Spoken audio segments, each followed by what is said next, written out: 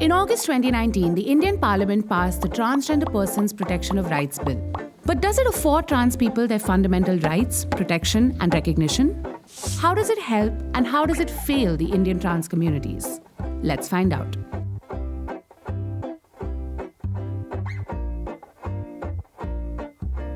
While the Constitution guarantees fundamental right to equality to all Indian citizens, the trans communities have been left out.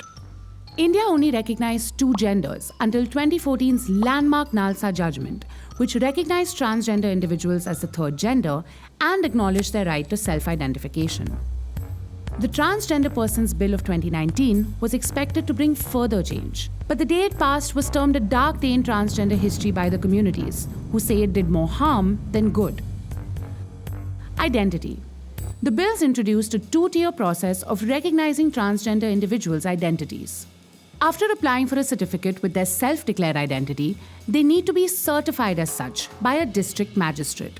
There's no clarity as to what happens if these requests are denied or how one can appeal. If a transgender person chooses to identify as male or female, they'll only be recognized if they've undergone a sex reassignment surgery. This violates the 2014 Nalsa judgment and international standards of legal gender recognition based on self-identification, potentially leading to withholding of rights, benefits, and opportunities based on that identification.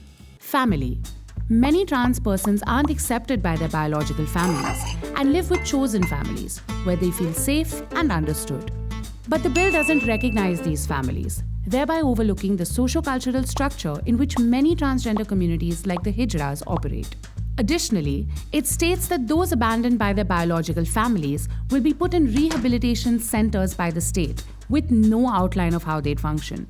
Trans communities have voiced their reservations against this, citing experiences of mental, physical, emotional, and sexual abuse.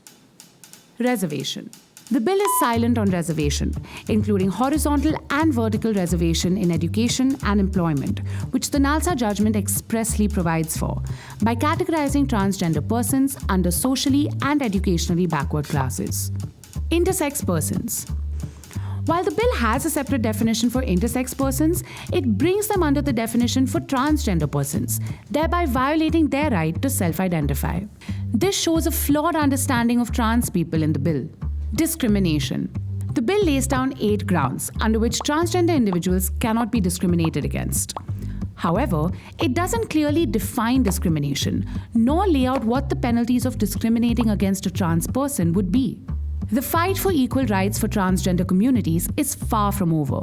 India's first trans woman principal, Manabi Bandyopadhyay, resigned from her job because her colleagues were non-cooperative.